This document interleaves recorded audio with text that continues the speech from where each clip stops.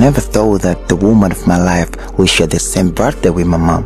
As in watu wawili muhimu kwenye maisha yangu kushare siku ya kuzaliwa pamoja. I never thought. Tarehe 7 ya mwezi wa 7, licha tu ya kuwa siku muhimu, imekuwa siku kubwa kwangu. And I want to celebrate to the fullest.